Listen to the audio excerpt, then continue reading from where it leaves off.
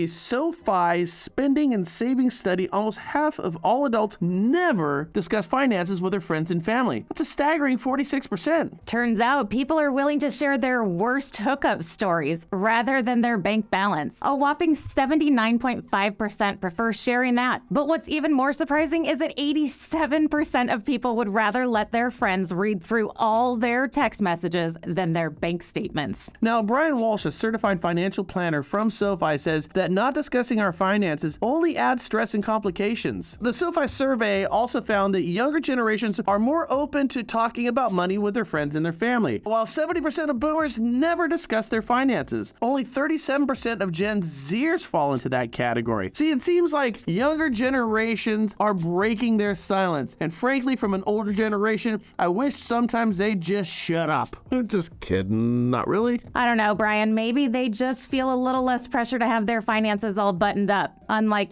say, an old geezer like you. Oh, and get this. Gen Zers, the little kids, they would rather have their friends read through their bank statements than their text messages. Boy, that's a shift now, isn't it? 62% of them prefer this compared to only 39% of everybody else. Guess who's hiding stuff in their text? It's the younger kids. Now let's talk about social media. It's where we go to learn life hacks, watch fails, and consume headlines. But now it's become a resource for financial education. Of course, Facebook takes the lead as the platform where most people turn to learn about finances, with 39% using it. But adults under 30 are way more likely to get their financial education from TikTok than anywhere else. Play the pass-out game, get hit by a car, and learn how to use an amortization chart. And they probably need it most.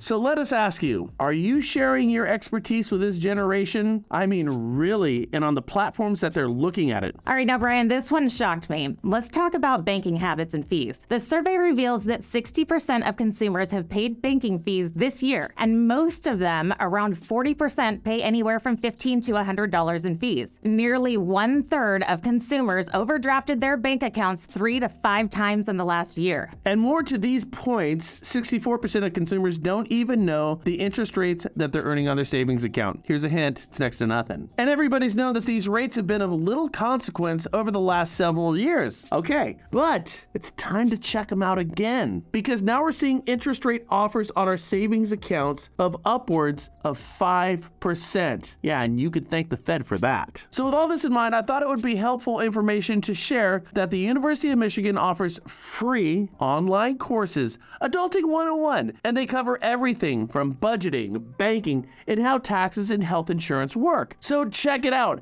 Have your kids check it out, of all generations, and more importantly, spread the word. Everybody knows that we need this type of information for all of our generations. It's linked in the descriptions, somewhere right around here. Free of charge, so go ahead. And by the way, you're welcome. See you tomorrow.